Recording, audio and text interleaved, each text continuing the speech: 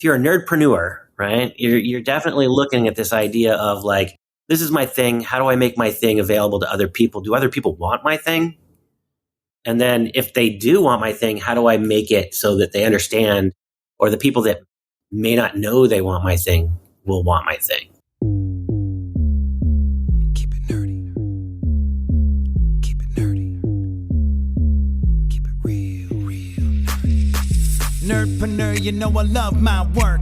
Life's a game, so I'ma take my turn. Nerds deserve to put their passion first. Let them rap a verse so they can all be heard. Yeah, my nerdy passion basically is drawing. Correct. I'm a breeder of tarantulas, importing tarantulas and some other critters. I am a harpist. I do mainly Celtic harp, video game songs, songs from nerdy TV shows. Obviously, I'm big on Star Trek. It is creature design, fantastical biological creations out of watercolor. We are dice retailers. Nerdpreneur, you know I love my work. Life's a game, so I'ma take my turn. Nerds deserve to put their passion first, so let them rap a verse so they can all be heard. Welcome to Nerdpreneur, where we have fun conversations with people making money with their nerdy passion. My name is Chris, and as always, I'm joined by my co-host, Frank. Hello. And today we have a very special guest for you. He's the co-owner of TinkerHouse Games. Chris, welcome to Nerdpreneur. Hi, everybody. Hi, how are you, man? I'm great. So, Chris, what is your nerdy passion? I would have to say that my nerdy passion falls directly in the form of building things. Building and constructing and creating physical things. Things. What things do you create? Because that could be a lot of things. There's a lot of things in the world.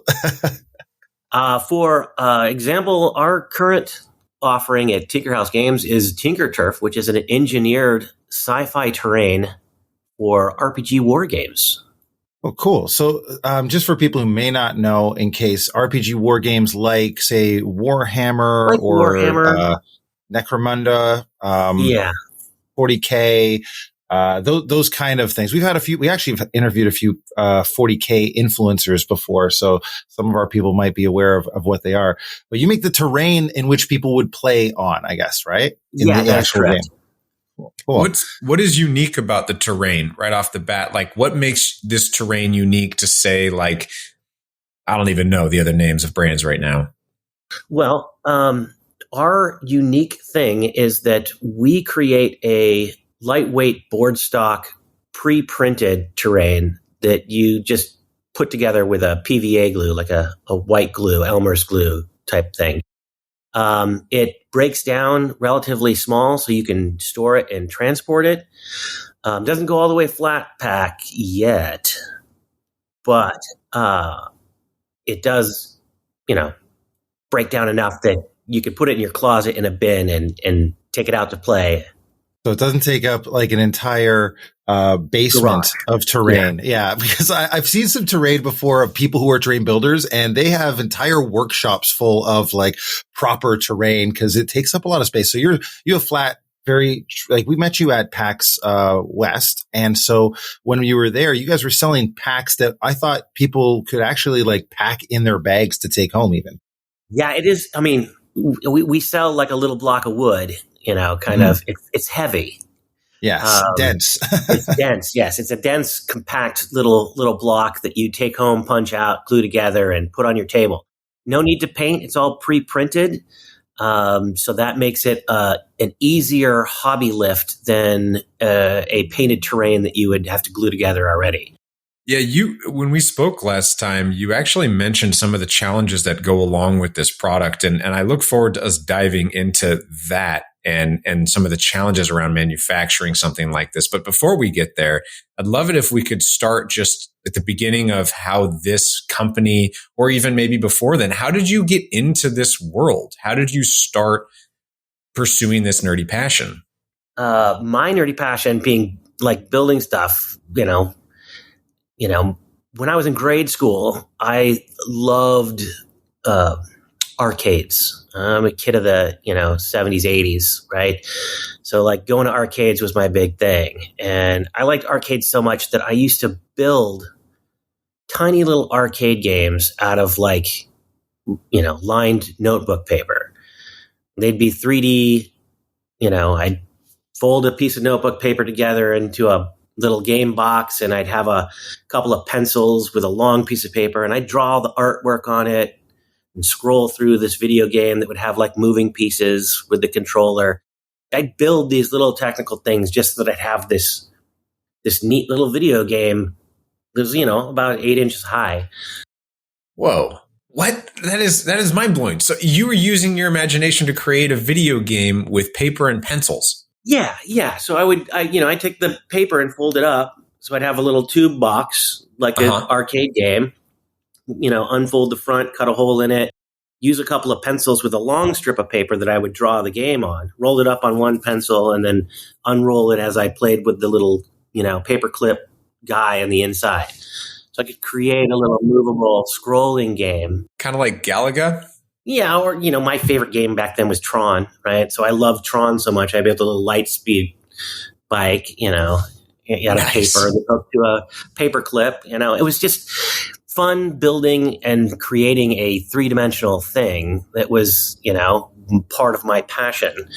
Were you also a Lego nerd at all? Like, did you get into Lego when it came out to be able to build? Or Legos, but I wasn't really a big blockhead back then. Okay. Like, that wasn't I don't know what it was that didn't, drive me into Legos. Cause I had all sorts of other like toys that helped. Like I don't know if you guys remember, I don't know. I'm pretty old, so I'm going to be dating myself a little bit. There used to be a battle tank that you could program.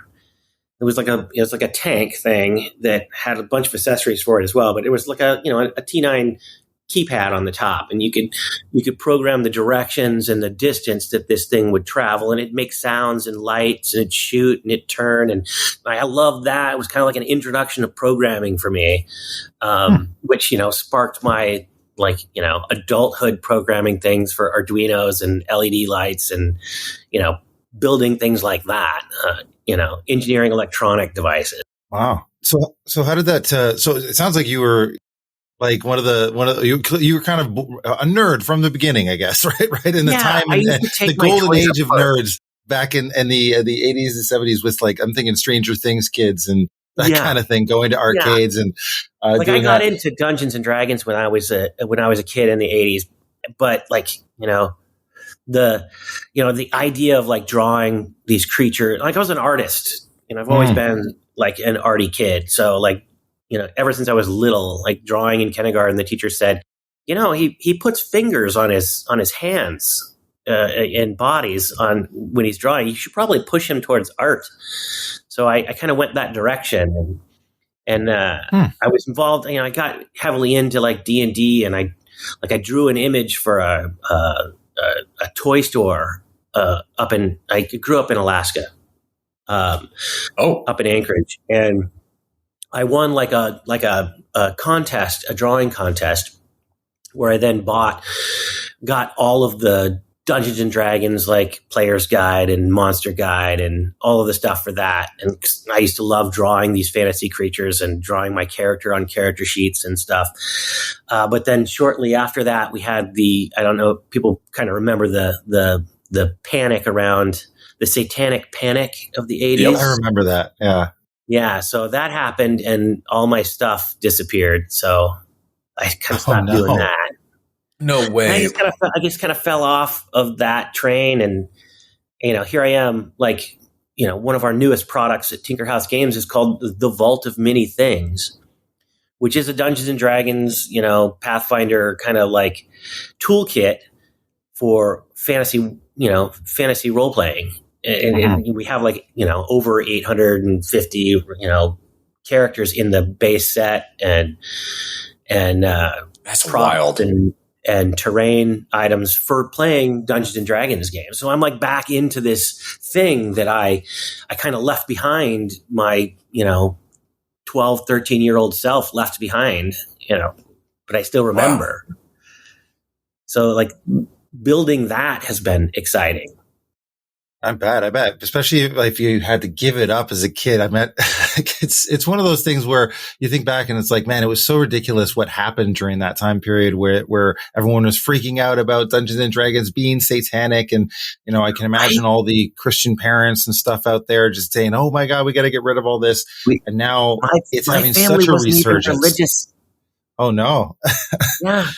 There's already not that much to do in Anchorage. So like you would think they would want you to just have something to be able to use your imagination. But your product is for war games, which is not quite the same as D&D. Did you get into like war games and modeling and all that kind of stuff? Was that like a passion for you later or? Yeah. So my entry into the TinkerTurf world was, through one of my good friends and my partner, Lane Daughtry, at TinkerHouse Games. And he's, he was really into Necromunda growing up. And I was invited as one of the friends to come and start playing, tabletop war games with them. And our goal was to build a tabletop RPG, a fantasy RPG game, and then, create our own characters and systems and dice systems, and publish a game. And that happened, and we started, building this game out. And then we decided, okay, we should have a terrain offering with this game. So we went down the path of starting to build terrains and for the game, and it quickly became very obvious that this terrain that we were building could be for any setup. Why don't we just pivot to just building terrain that people need for all of these games? And then anybody can use this game. Like you want to play 5 parsecs, you could play with our tabletop terrain. You want to play, Necromunda, you can play with our tabletop terrain. You want to play 40K, play with it. Kill Team, play with it. It works for all these different systems. Why pigeonhole ourselves into our own thing? Why make the public buy our game to get our really cool terrain? Let's just make the terrain. And also, isn't the game, I guess, industry kind of hard, like to get into or break into because like, I don't know, like terrain seems like a very useful thing for hundreds of games, any game, right? And people all have their game they like to play. And so, but if you're coming up to me and it's like, I love Warhammer, and you're saying, no, you love Warhammer, but you got to try my game. Check this out. It's like it's pretty heavy lift to get them to leave their thing. Right. I mean, it's a niche industry. Yeah. It's a niche industry too, right? Like tabletop wargaming is, and people have their game that they play, that they like to play. And like, why try and pull somebody from what they like?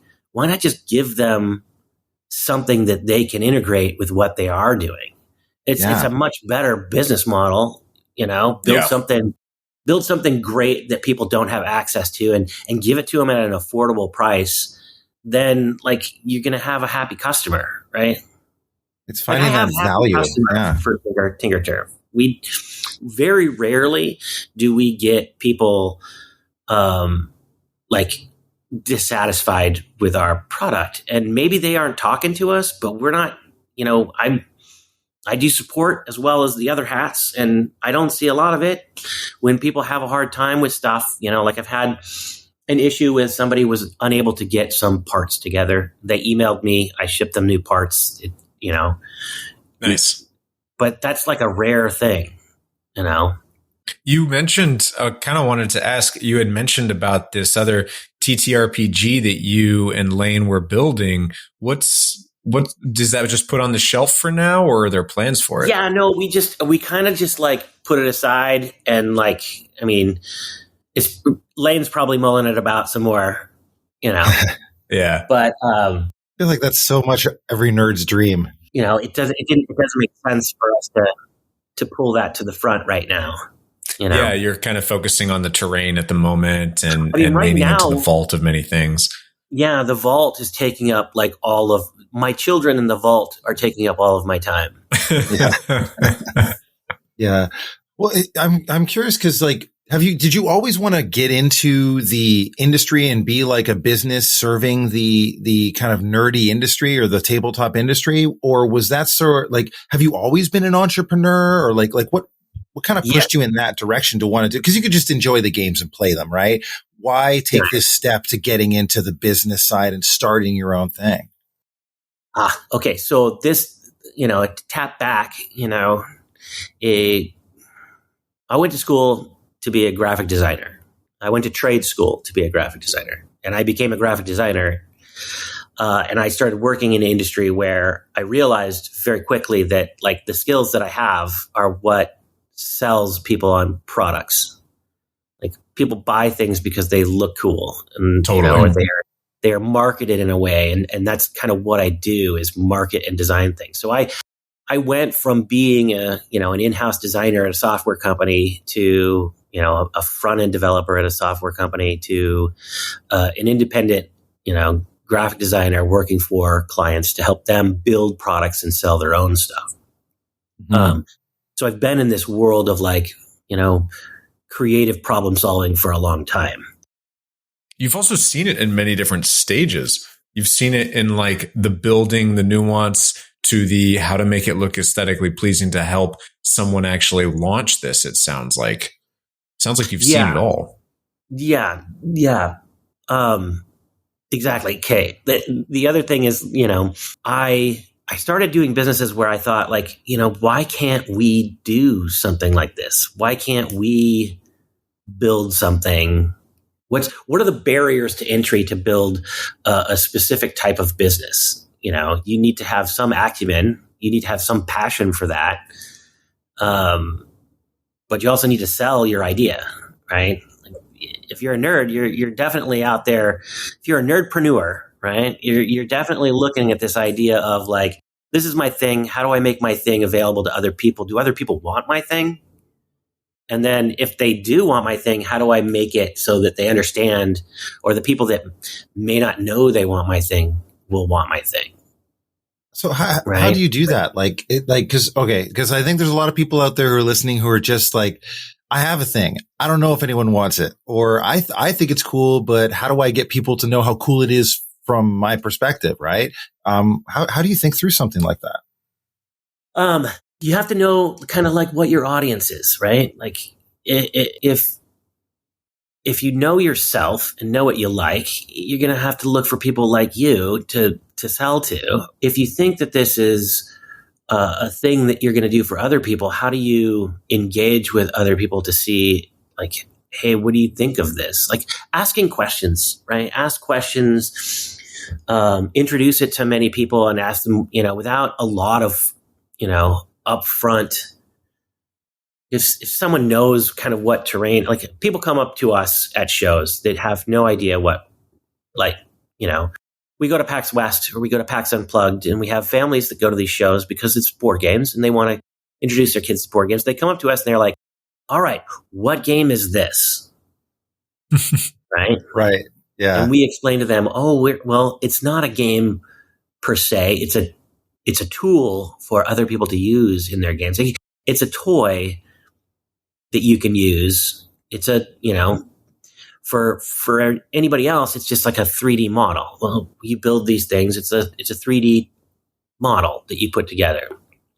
We use it to play games where, our little guys need to be in specific sections to like attack the other little guys. And this stuff provides us that visual reference and cues so that like, okay, let's protect our little guys in cover. And so explaining them, it's not a game, but a part of a lot of games is an interesting thing. So knowing like how people approach that, knowing what people think of your product without a lot of general input to them, like how do they discover it?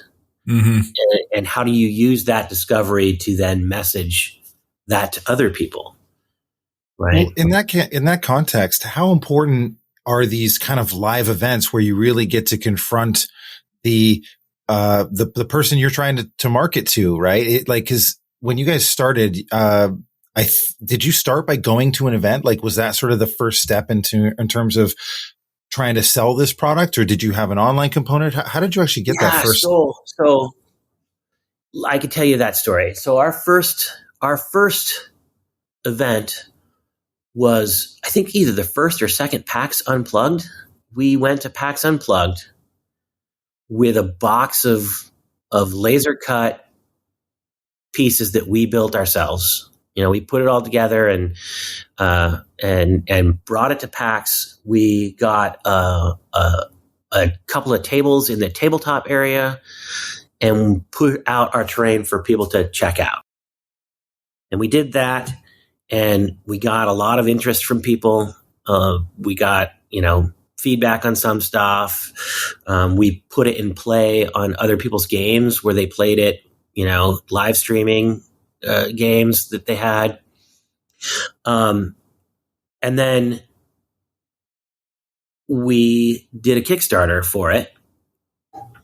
And we launched that Kickstarter at the same time that we went to PAX South, which is no longer running. PAX South was in Texas, not Austin, but I forget, San Antonio, I believe. Anyway, and when we were there, we kind of ran the Kickstarter and got people excited about it and showed off the terrain again.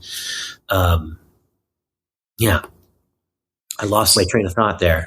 But then the Kickstarter, I'm assuming it was successful from this sort of buzz that you created from it, right? So we had a pretty successful Kickstarter. I had done manufacturing and procurement type stuff in my previous business. And so like this step, and I, being a graphic designer, I've had print production experience. So this next step was, finding a manufacturer that we could build our stuff with.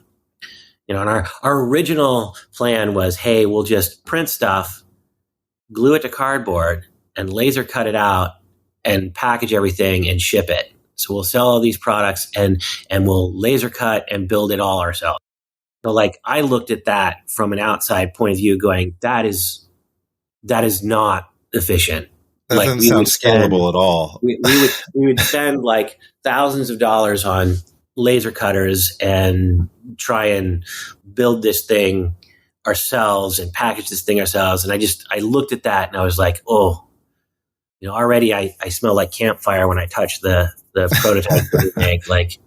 Then we have the same problem that MDF has for their terrain. It smells like campfire. How do you get that to go away? What's the better way to do this? And I looked and it's we're a tabletop game thing. This cardboard from a tabletop game is the perfect material to punch this stuff out of. That gets printed. Why can't we just do that?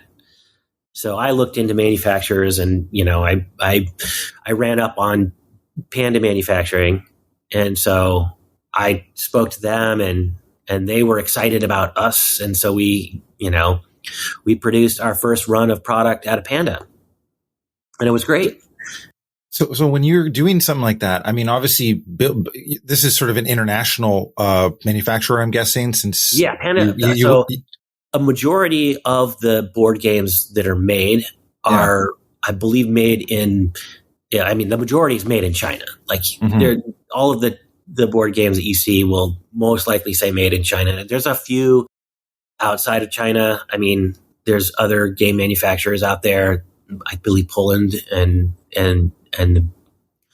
Germany have game manufacturers as well. The U.S. has game manufacturers that they do. Delano Games does game manufacturing in the United States, and they do my Catan Junior and stuff like that. There's a place, but the majority of that game manufacturing is done in China. So I've used multiple manufacturers over there to produce. Was there stuff. a guesswork in terms of when you get into, say, dealing with an international manufacturer, there's got to be some logistics there that you're worried about or hoping they can deliver or whatever, like, and the quality and all those sort of things? What are the things you're considering in terms of? There's worries with any manufacturing, right? Like any manufacturing brings with it, like, okay, what are the headaches I'm going to have now? Mm-hmm. What are the challenges am I going to be faced with here? Like I did liquor before I did this. Like before getting into I didn't just get into tabletop games. Like I was into like board games a little bit, we were playing Catan at home and doing stuff like that. But I mean, this really jumped me in, like TinkerHouse really jumped me into the tabletop industry. And having come from liquor prior to that, I was in a position where I had left the liquor industry and was like looking for a different thing to do, a thing that made me feel good. Because liquor did not make me feel good. Right. Like that industry is it's not fun in terms of like the feeling you get from it. And I'm sure some people are just as, they're happy about it. They're into cocktail culture. They're into that idea of alcohol. But for me, it just became this thing that I was making that hurt people. And I didn't want to be in that position again. Yeah. So tabletop came along and was like this very inclusive, very, fun and happy and welcoming environment. And I want like that. That's what I was desperately seeking after coming from liquor. But liquor taught me, making tequila in Mexico and tequila in Jalisco was like, we're dealing with an outside company where we have to, make sure that when we're dealing with glass, we're buying like large amounts of glass from China or France or Mexico where glass is made. And so you're dealing with the same kind of like procurement stuff. And that's also something that I really enjoy. I really enjoy figuring out how to deal with manufacturers and like put all the pieces together to build a thing. So that kind of, gets into my like little spreadsheet nerd part as well. So you enjoy the logistics, sorting, the supply chain part. I get that. I totally get that. I love that game Factorio. You guys play Factorio at all? I was just going to say Satisfactory is another one. Game.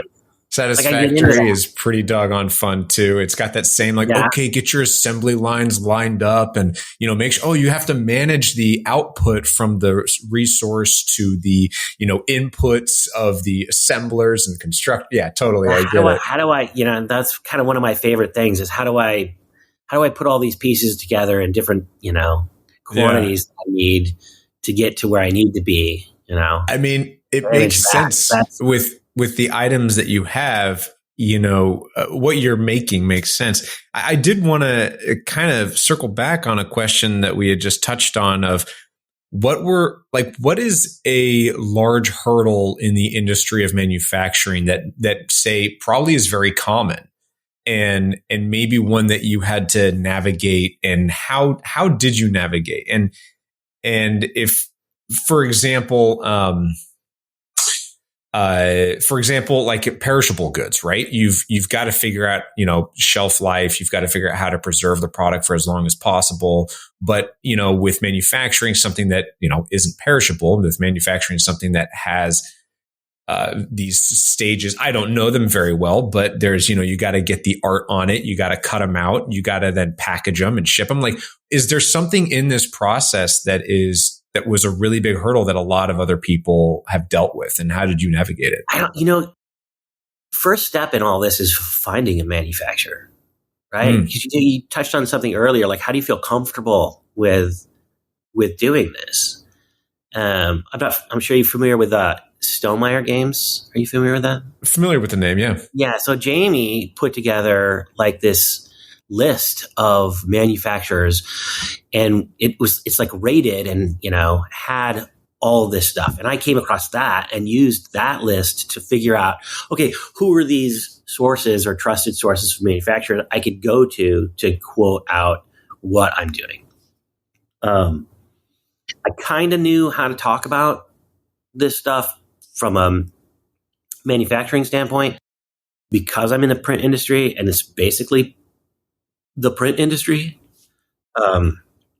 So that was a thing. Do you, is it like, oh, I found them online and I got a phone number and you call them? Or is it like just, like, do you have to get to a sales rep to figure this kind of thing out? Do you have to know somebody? Or is it, email?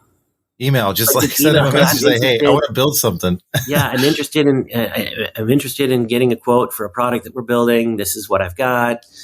And then have a rep. Usually they have a rep that'll speak to you. A lot of the big game manufacturers in China have English speaking reps that will reach out to you or contact you. The language barrier is not such a hurdle. Like that's a solvable thing. Communication can be difficult sometimes, or describing your ideas. So be prepared to napkin sketch things or make sure that you understand, what you're getting into. A lot of people that do kind of tabletop games already kind of know materials, what they want to use for materials.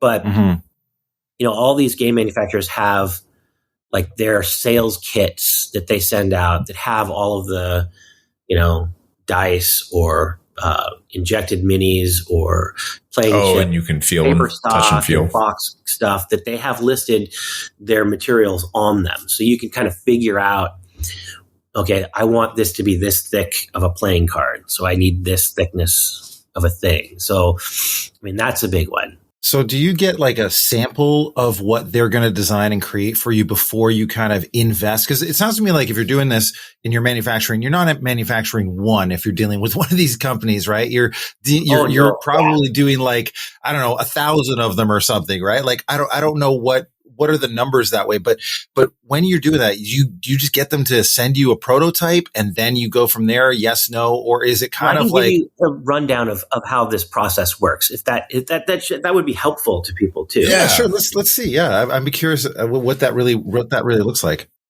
So if you're designing a game, you're going to build the game yourself. You're going to make the game yourself. You're going to put it together. You're going to game test it with people. You're going to, by the time you're ready for manufacturing, you have kind of an idea of what the components in your game are. I'm going to have 2 dice. I'm going to have 50 cards. I'm going to have a board. So you know kind of what your components are by building a game. There are companies out there that you can hire that will build like 1 to 50 of your game. It's not going to be cheap.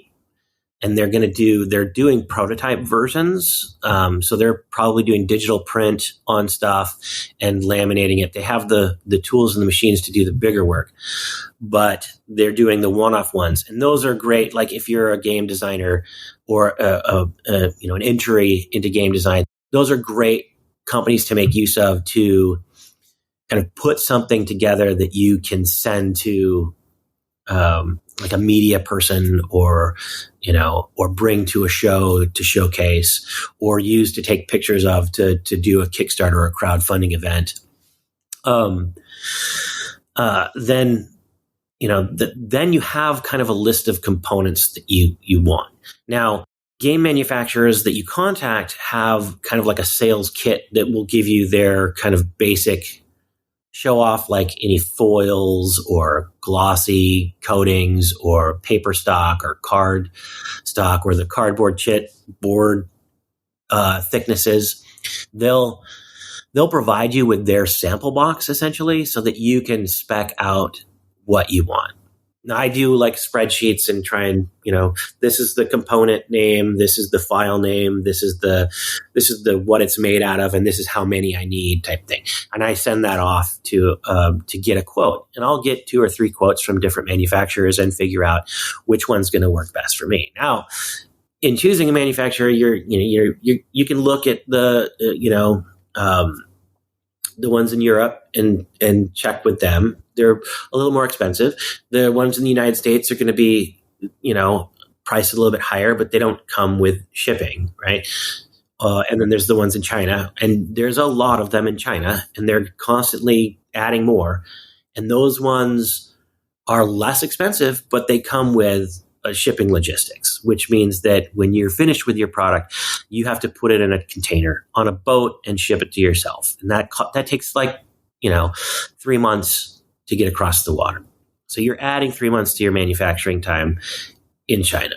And then, potentially here in the US, we're, after the election, we're going to be hit with possible tariffs. We don't know if that's going to happen yet. The game industry is kind of like freaking out right now that the tariffs are going to come in on Chinese goods and we're going to get annihilated, or at least, games that were, $30 or $40 are going to be $80 or $90 to purchase. We're all scared about that, but that's not happening yet. We don't know what's happening with that yet. We'll figure out what happens when it does. But there's no there's no big alternative. There's a lot of the finer quality pieces get made in China.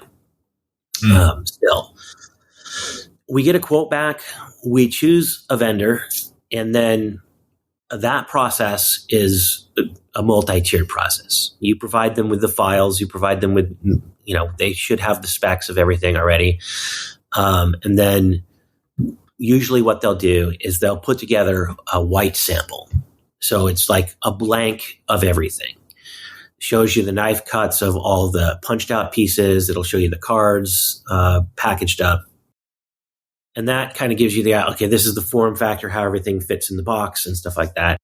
And then they'll give you a kind of middle tier, like digital print version of your game. So for all intents and purposes, it'll kind of look like the final game, but there might be color issues or brightness from digital press that you get better quality of from offset press in to look at. And that's called your manufacturer sample. The manufacturer sample means they've printed everything. You've signed off on the digital stuff. They've printed everything and they've put one together for you, and then they ship it off to you. So I have, you can choose to have one to as many. They cost extra to get more manufacturer samples, but then you've got this manufacturer sample in your hands, and that's the final game. So that's the one that will go into print. So anything, if there's anything out of ordinary, like if there's pieces missing from it or something like that, that's the time you can say, okay, there's, we didn't have this right thing, or this wasn't in the right place, or we're missing something. The final chance for you to make anything. And then they go into manufacturing and produce everything. How long would that whole process take, do you think? Because it sounds like, okay, you're in communication, you're having them make it, they're shipping it, they're doing that and is that like a month process? Is it a 6-month process? Is it like a year? So, it takes a while. Depending on how complex your product is, it takes a while. So, with our vault, it's been a long process. It's a lot of pieces. Yeah, there's a lot of pieces in that product. The main set itself has like over 1,800 individual pieces. Wow. And so we're back and forth on quotes for a while, and, getting things right, making sure that everybody's on the same page with a quote is right, is good. There's an industry term, industry thing of you're going to get a quote, probably going to want to add 20% to that quote. That's usually what's going to happen. So you'll get a quote, add 20%, see if you can do it, and then, pull the trigger. Yeah, I'd imagine there's a lot of times where you have to go back and forth on a sample, maybe not a physical sample, but like a digital one that you get. There's a lot of hey, this needs to be changed. This attention to detail on this card is supposed to actually look like this. I'm sure there's, a lot of human error that happens in the process that requires a lot of back and forth that takes a lot of time. I do the print production for our stuff.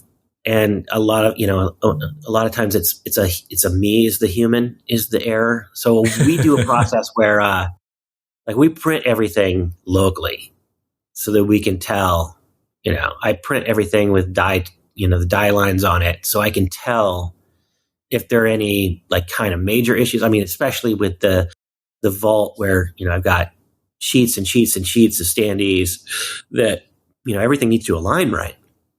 If you get a misalignment, you're going to have an unhappy customer with a dwarf with a cut off axe. And I don't want that. So I got to make sure that that process is a smooth process. And if I go back and forth and make changes in pre-production in China, that's going to take me a lot longer, because they'll send over digital proofs of everything, and you can look through it on a digital proof. It's not the same. Sure. I want, you get a hard proof from a digital proof, and you can find those tiny little things that kind of, I'm by no means a perfectionist, but, it happens that you'll have some issues. And if you can catch them before you go across the water, you're going to be better. Yeah. So we do a lot of printing before we send off files so that we can double check in physical form that things look great. There is a back and forth, but there's, you're not going to want to do a ton of back and forth. I mean, if it's a glaring issue, you're going to want to fix that glaring issue. And that's the back and forth that you get. So is this like a 6-month process, or is it more of like a year, or like, our terrain products took a fairly long time.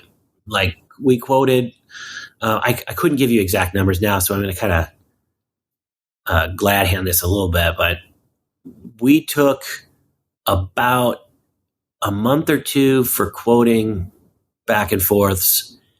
And then when we actually got, files in their hands, we got a bunch of samples back, and a lot of times it was great.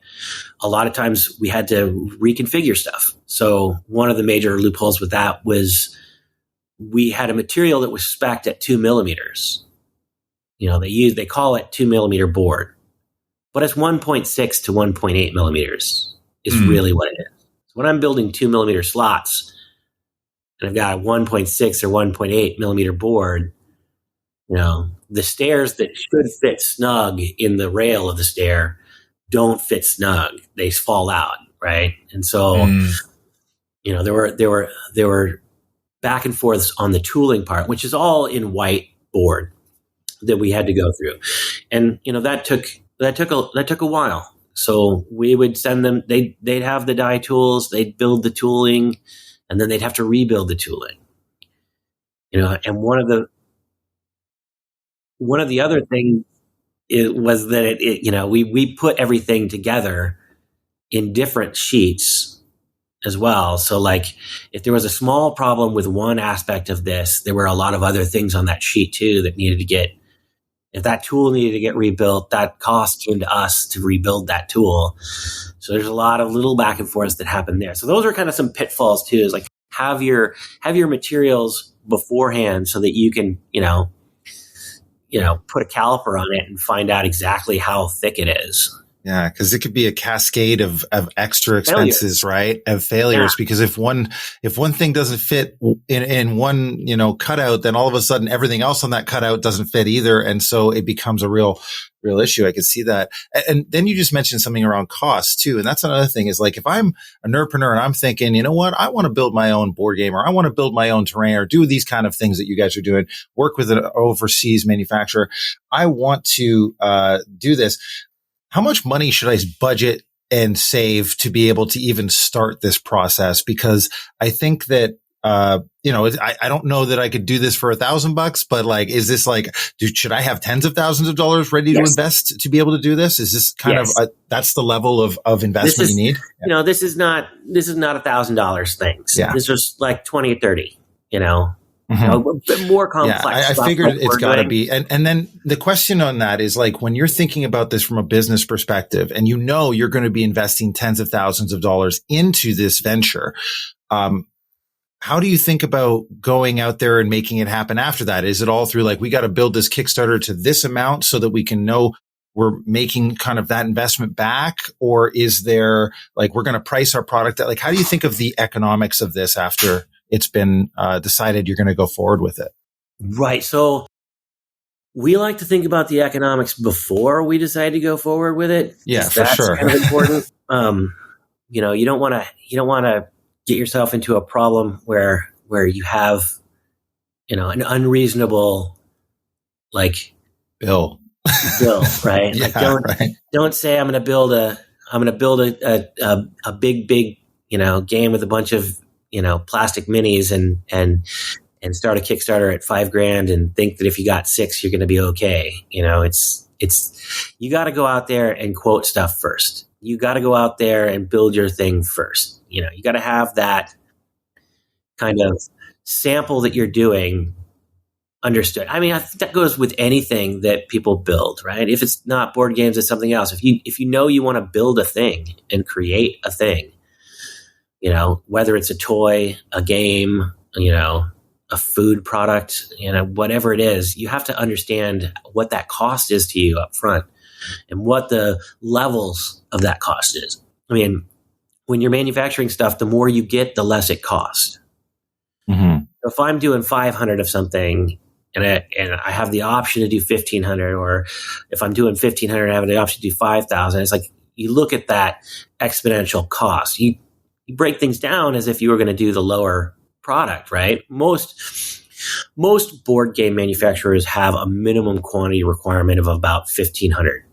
So you're going to do 1,500 games. So everything gets, quoted out 1,500 minimum, and then you can step up. And as you step up, the cost goes down. So if you try to get 1,500 people to back your crowdfunding of your game, you should know how much that game costs you, and then factor in like at least 20% for how much overrun you're going to have on that cost. And then how much is it going to cost to ship? Generally speaking, a pallet of 40-foot container of product will ship for about $5,000 from China to the US. Sometimes it goes up.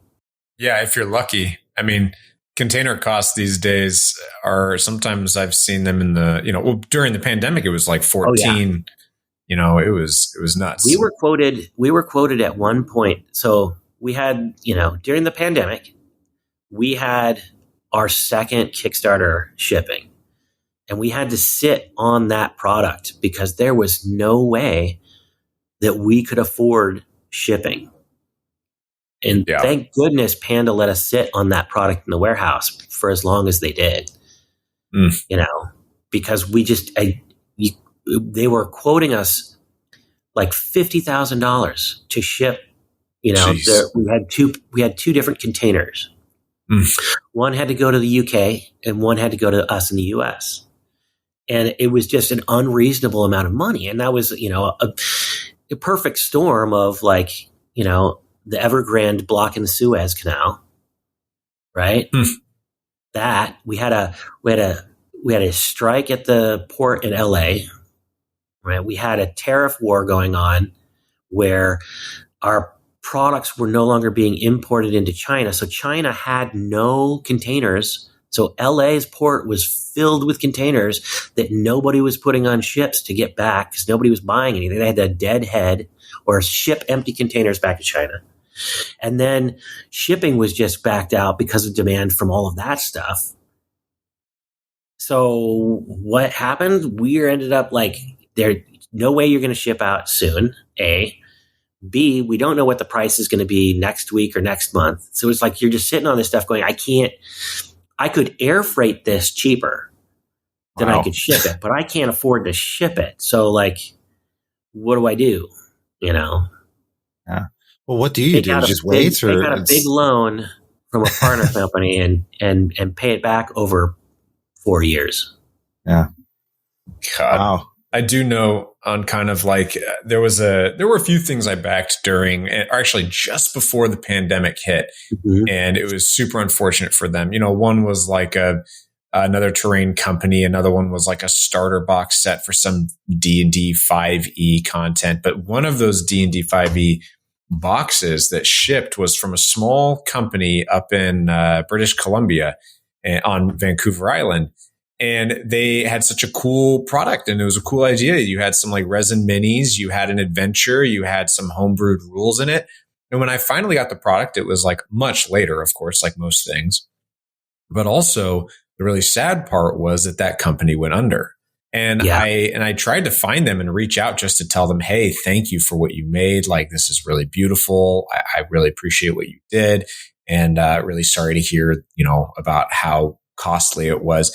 but I couldn't find them. I couldn't even find their email. Which was an odd thing, even in their packaging. They didn't have any way to get in touch with them, which I thought was odd, but maybe they had received so much negative feedback because of the delay. Because this was in the beginning, when delays like this were just kind of delays to this extent were new. And it was unheard of. And so maybe they just wanted to disconnect from everything. But I still haven't seen them anywhere else. And it just goes to show with like the dangers, the kind of pitfalls. I mean, sure, the pandemic was an extreme example, but I'm sure, and maybe you could speak to this, some other examples of times where you've seen companies that they don't plan accordingly. They don't build in that 20% additional budget. They don't sample locally if they're going to be manufacturing overseas. And people that fall into these pitfalls. Maybe have you seen any examples that have come up that have been good lessons for yourself?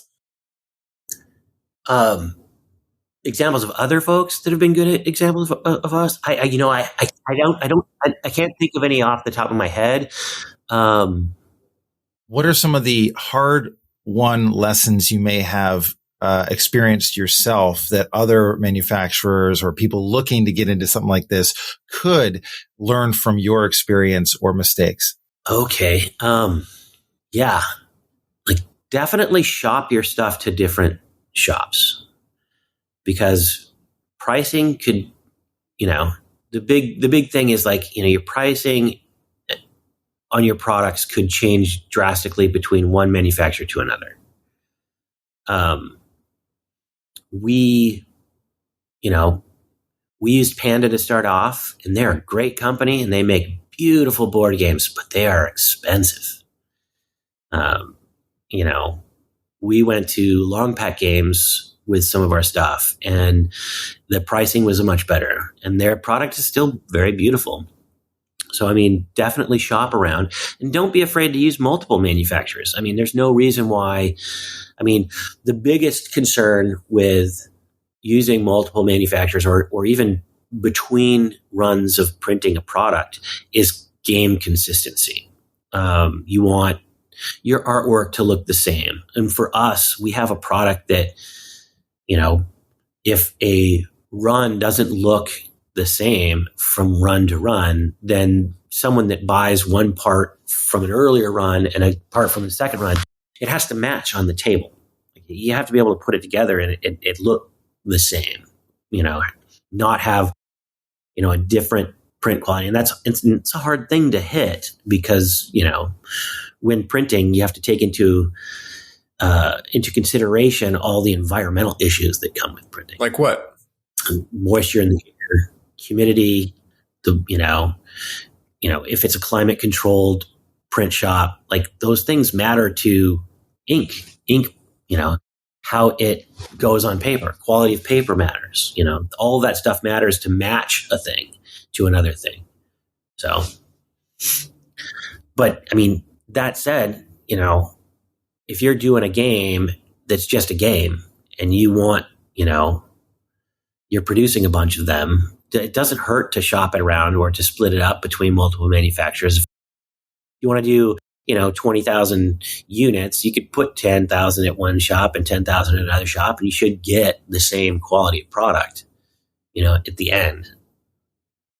If you're looking at sort of the higher quality, you mentioned that the people you work with are higher quality, right? And so if you were to say, but go to the cheapest person, you're probably not going to get as good a quality. So does it make sense to, I think a lot of people who might be going to this first time would be thinking, well, let's just do the cheapest thing potentially, but then there are probably issues around that too. And is it better to just go to something where you're going to get the quality, and then maybe you do charge more for your product, but that also allows the product to be just something that people love and then they come back for, et cetera? Like targeting the high end or the higher end of the market is something I've heard works better for business, and instead of trying to get as many people as possible at the low end where the quality is maybe not as good. How do you think about that balance of needing to get the highest quality for the best value for your clients and people who buy it?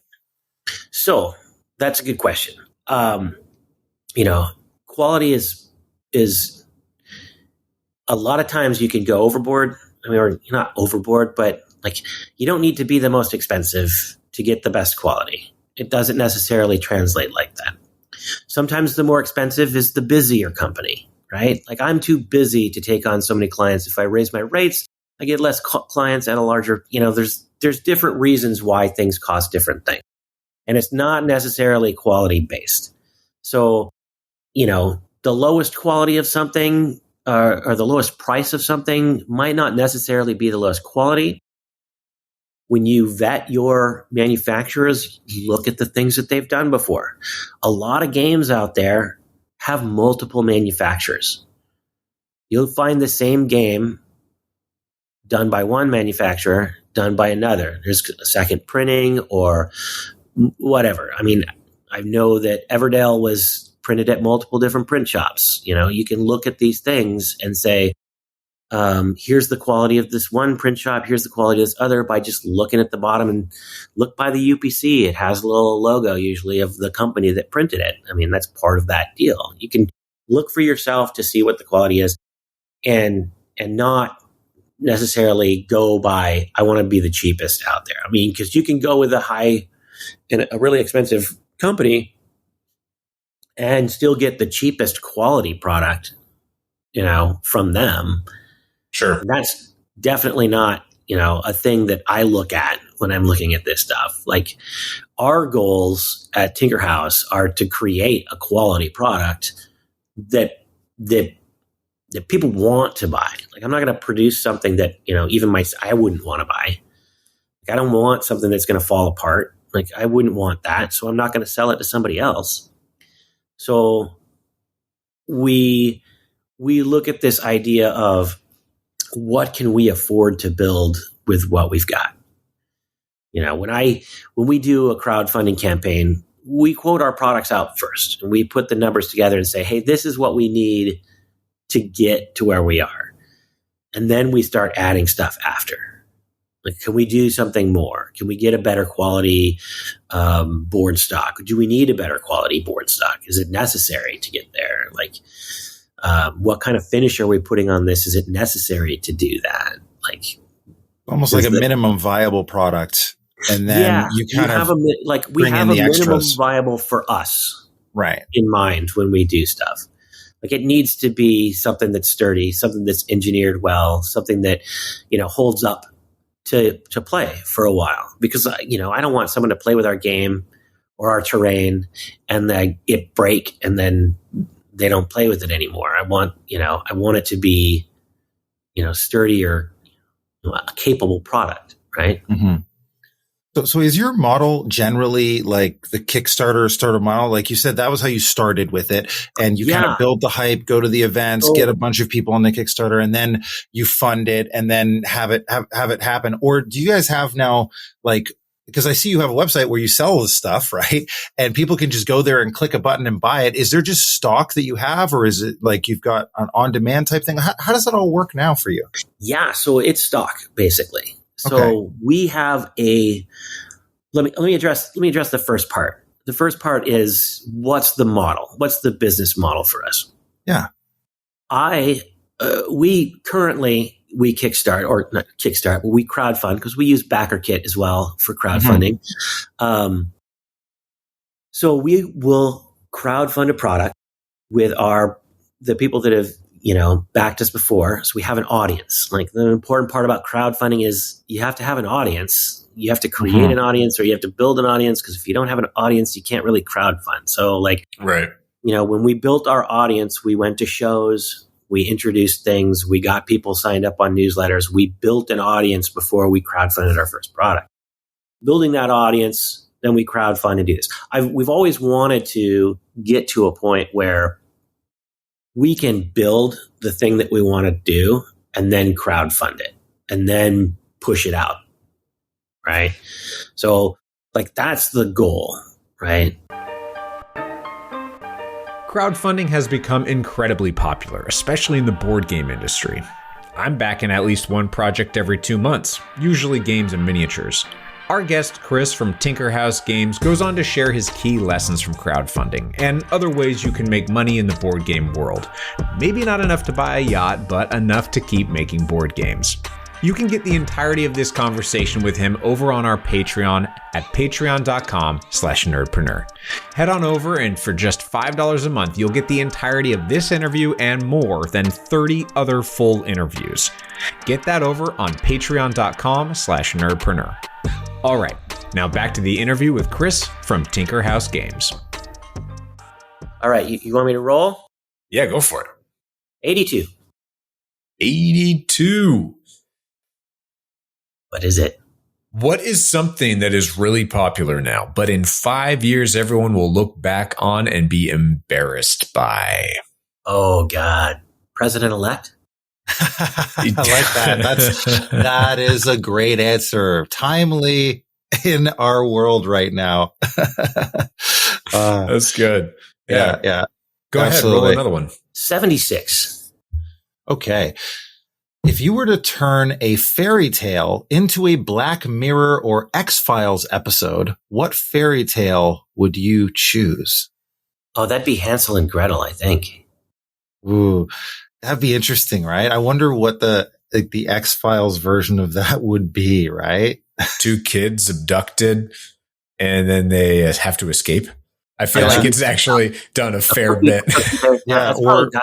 Or maybe there's like just kids lost in the forest, and they come across like a house, but then it slowly becomes apparent that everything about the house is disturbing, and they're actually being prepped for something awful. So yeah, I could see that working. There's this slow horror to that whole fairy tale that people don't realize. Grimm's fairy tales were all super dark, right? Yeah. Totally. Sure. Nice. Go ahead and do one more. 35.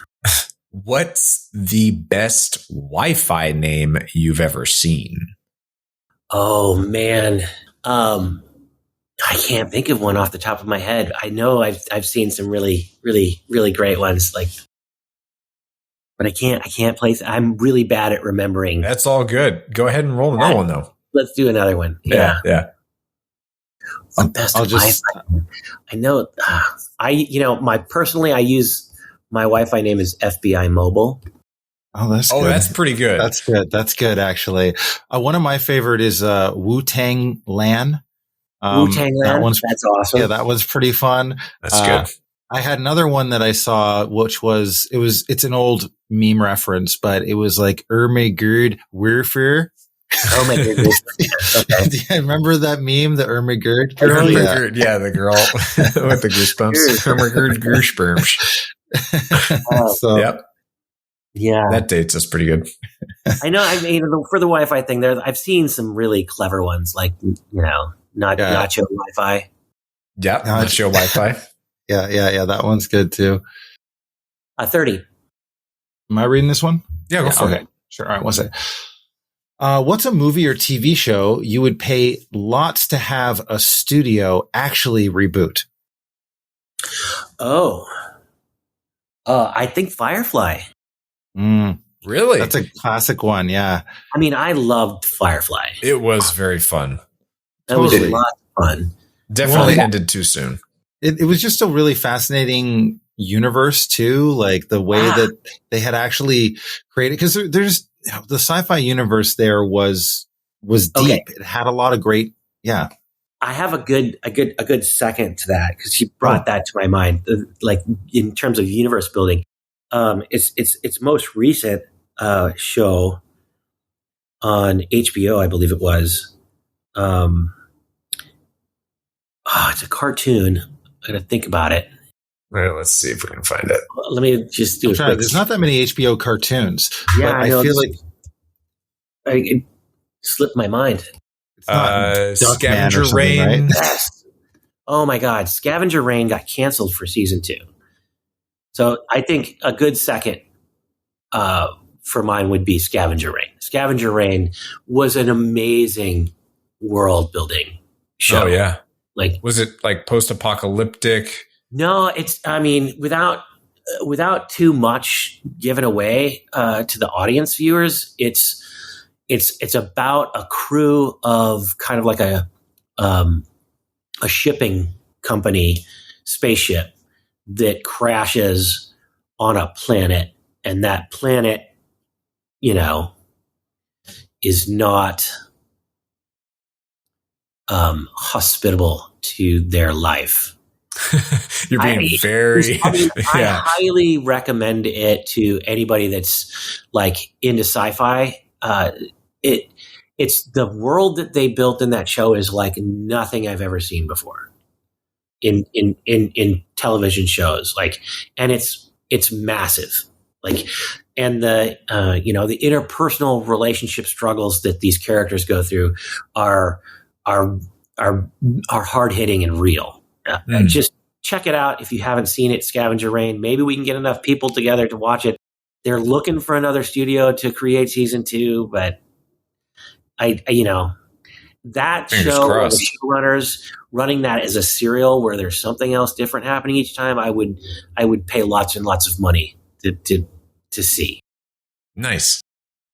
Well, that's awesome. That's a great show. I didn't even know about it, so I'll have to check might it be out. one of the problems. Yeah, it wasn't. I don't think it was marketed that well. I mean, it's a hard one. I mean, did you guys see the Hangar 11? I think it was, or No, I've heard of it though. It's kind of like an X-Files, I think, where the hangar is where it's like this top secret group of some kind. maybe I'm thinking of something else. Station 11. Sorry, Station 11. No, I haven't heard of that one. Station 11 was also a really great TV show to watch. There's only one season of it, I believe, because it's a limited series. But it's like a post-apocalyptic show that follows a bunch of different people. Highly recommend it. Okay. Nice. Cool. Station 11. Station 11. It's got the girl from *Halt and Catch Fire*, and I think she was in The Martian as well. All right. Let's do rapid fire, and we'll do a few of these, and then we're all finished up. Okay. Yeah, so these are rapid fire is quick and silly questions. For example, and you may be right or wrong, and we'll figure it out. But what is better, Star Trek or Star Wars? Trek Wars, right? Star Wars? Yeah. Which is better? Great. Oh, This goodness. is when I push the button on Dr. Evil's panel and your chair flies My back chair and falls flames back. shoot out. Yeah. Oh, gosh. Yeah. Okay. Which one? He doesn't want to pick sides, man. His not a business side. depends on it. Right? My young me wants Star Wars. My old me likes Star Trek. It's just about, That's good.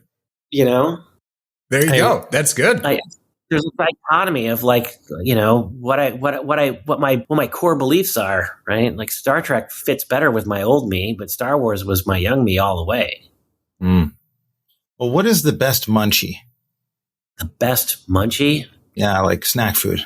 Take 5. Reese's Take 5. Well, I wish we had those in Canada. There's so many Reese's varieties we don't get in Canada. That's frustrating. But yeah. Which is better, the Game of Thrones books or the TV show? Oh, I mean, the TV show is easier to digest than the books, but, the TV show all the way up to the last season. Yeah, I would say that too, honestly, because I don't even know what And the then end of let's the books wait is. for the last one. Yeah, let's find out. Yeah, let's find out. Yeah. How many cats is too many cats? 4. Immediate answer. I love it. Boom. Monopoly or Risk? Risk. Predator or Aliens? Aliens. What superpower do you want? None of them. 3 You want to know favorite. why? You want to know why? Why? Yes. Why?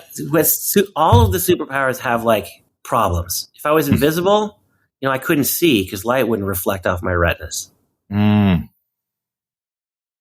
That'd be fun. It's like you can go turn invisible anytime, but you go blind. Right. All right. What are your 3 favorite pizza toppings? My favorite toppings on a pizza? Yeah. What are your favorite toppings? Is it on one pizza? One pizza. On one pizza. Three toppings, one pizza. What are your three? One pizza. Yeah. I would go with Canadian bacon, pineapple, and feta. Ooh, nice. Oh, that was good. It's a good saltiness. Yeah. What's the difference between a nerd and a geek? Oh, persuasion. Persuasion, like their charisma level. I think like a geek wants you to do what he wants, what he's doing, and a nerd kind of does it for himself. Maybe. Interesting. I geek out on something. It's like I'm geeking out on something because I'm telling it to somebody else. Like I'm geeking out on something because I'm trying to get other people. And like if I'm nerding out on something, I'm doing it internally. Like I'm nerding out on this. I'm doing it. So I would say persuasion. I like how you're verbing those words. That's cool. Turning them into actions that we live into. That's cool. Yeah. All right. Dune or Mad Max? Dune. Correct Dogs answer. or cats? Cats. Best Christmas movie? But Die Hard. Best. There we go. Nice. Who is more evil, Dolores Umbridge or Voldemort? Dolores Umbridge. 100%. DC or Marvel? Marvel. Oh, this one's controversial. Okay. Apple or PC? Apple. Oh, man. Nice. I'm a designer. Steve Frank. Forever. I love it when things go my way. My work computer's an Apple. It is very good. I mean, I was an Apple kid when I was a kid, right? Yeah. Apple was big into education it's true. Yeah. They kind of like put it in us in the 80s. Like you went to school, you had Apple. Like I played Oregon Trail on an Apple. I played like all those other games on an Apple. We always like to finish off our interviews with, a lot of people are thinking about their ideas and saying, could this be a business? Should I go into business? Should I make this nerdpreneur journey? And I always like to ask our nerdpreneurs, like, what do you think? What advice would you give people if they're looking to become a nerdpreneur like yourself? Life's too short not to take chances. I mean, do it. Go out there on a limb and do it. I mean, get your ducks in a row first. Like figure out, is this, potentially something that's going to destroy my life, but you can, there's levels, right? There's grays, right? You don't need to quit your job to be an entrepreneur. You don't need to spend all of your time to be an entrepreneur. I mean, when you're actually an entrepreneur and you're doing this as a living, then you're going to be spending a lot of time. But if you want to make your dreams realized, take that leap and make them realized. Work nights, work weekends, take the time that you have sitting around doing other things and put it into your nerdpreneurship, like just go for it. There's no reason to not do something, right? Like that. I mean, time is the reason to not do something. If you're working 2 or 3 jobs and you're just sleeping and eating, then I'd say probably not. Probably not. Like that. But if you've got time and you're just doing other stuff, like take some of that time that you've got and put it aside for your passion that you want to do. Do your research, look, ask questions, ask people, ask me. Hell, reach out. Like if you got questions, I'm happy to answer them. I mean, I don't have a ton of time, but I definitely, find resources. That's how I started out with this stuff, finding the resources. Other people are there to help and other people like to help. Yeah, we found that so much in our exploration of this whole thing is that people are so much more willing to help and share what they've learned and the lessons. So hit that subscribe, click that follow button so you don't miss any other Nerdpreneur updates as well. Because if you're thinking about it, we'll be here as a resource for you. Well, Chris, thank you so much for coming on and being a part of this. Where can people go and support you guys, get some Tinker Terrain or TinkerHouse Games or anything else that you sell? Where can they go? You can visit us at tinkerhouse.com, tinkerhousegames.com, excuse me. We do have Facebook, and we do have some other social stuff. And I just got a TinkerHouse Blue Sky social network set up, and I'm trying to figure all that out. So look there as well. But I mean, you can find us at TinkerHouseGames.com, and yeah, there's our store. You'll be able to, pre-order the Vault of Many Things still if you're interested in that. But check us out. And ask for us at your friendly local game store if you're looking for terrain and you're out in the wild, because they'll be able to bring it in. Awesome. Nice. Amazing. Well, thank you. This was wonderful. Hey, Chris, Frank, thank you so much for doing this. This is great, and I appreciate you both for elevating our industry. We're doing our best.